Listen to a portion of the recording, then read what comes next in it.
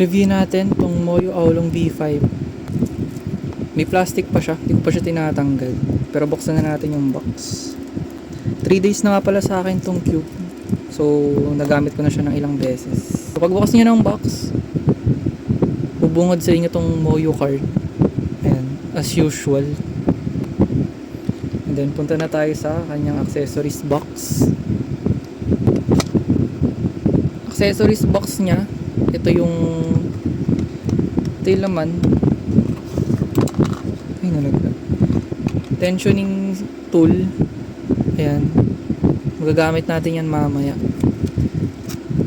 Tapos, tutorial para sa kanyang tensioning system. Tensioning system nga pala nito, katulad lang sa Moyo B11 or sa ibang Moyo.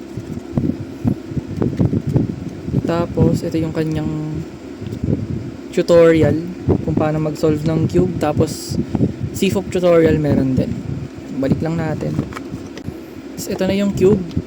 As you can see, kulay black yung kanyang case. Tapos, transparent yung dito. Kaparehas lang siya ng case ng V11 and V10. Ang pinagkaiba lang is yung kulay black lang siya. Ayan. So, ito na yung cube. Yan, na-setup ko na tong cube, so hindi na siya ganun kabilis. Pero out of the box, sobrang bilis ng cube na to. Nag-U4 siya pag ginanan mo. Pero after ko i-set up, sobrang naging controllable na siya. Well, mabilis pa din siya, pero mas controllable na siya compare nung na-unbox ko siya. Pakita ko naman sa inyo yung kanyang tensioning system. Kaparehas na kaparehas lang sa V11 ng Moyo. Ito yung V11. Tapos ito yung sa Aulong B5. Sa appearance, kamukhang kamukha siya ng V10 kung titignan mo siya sa labas. Ito yung V10, ito yung Aulong B5. Ayan. Halos magkamukha talaga sila if titignan mo sila. 'Di ba?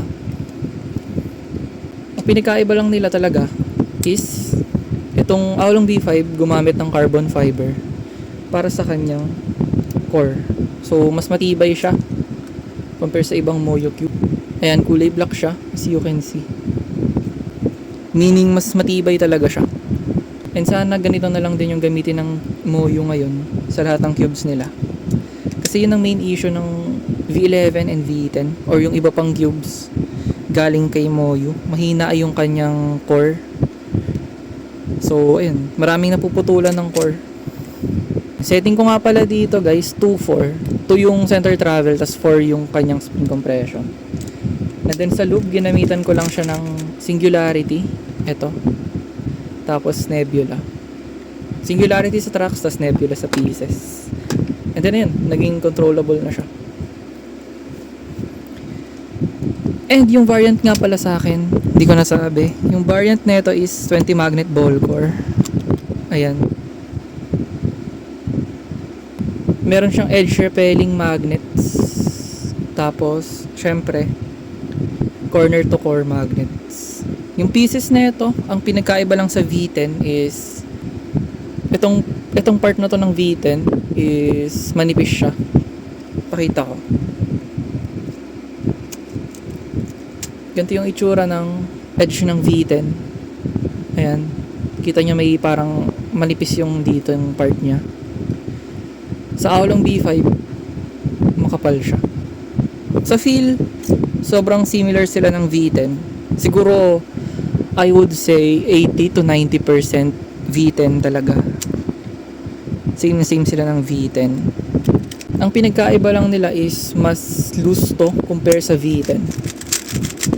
So, mas forgiving talaga siya kapag nag-aggressive ka. Slightly malakas yung magnets nito compare sa V10.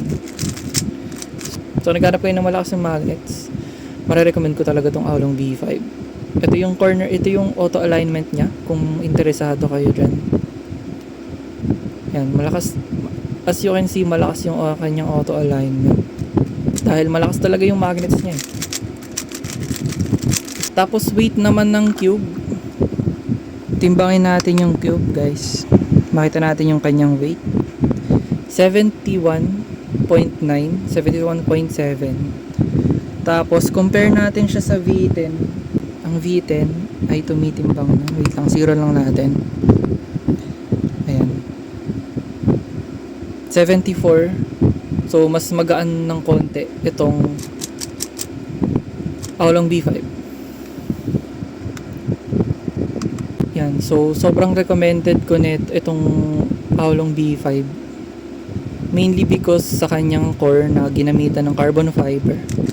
So, may peace of mind kayo na hindi basta-basta masisira yung tube kapag nag-aggressive kayo.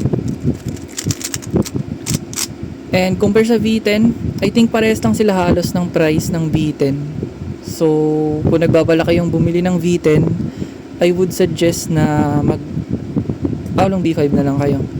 Kasi, bukod sa, I think mas mura to sa V10. Pero, kaka-check ko lang, 1.6 lang to. Yung V10 is nasa around 1.7 to 1.8. So, kung nagbabala kayo ng V10, kung nagbabala kayo mag V10, go for the Aolong na lang. Since sobrang same lang din naman sila. And, mas matibay din talaga tong Aolong B5. Tara, solve tayo.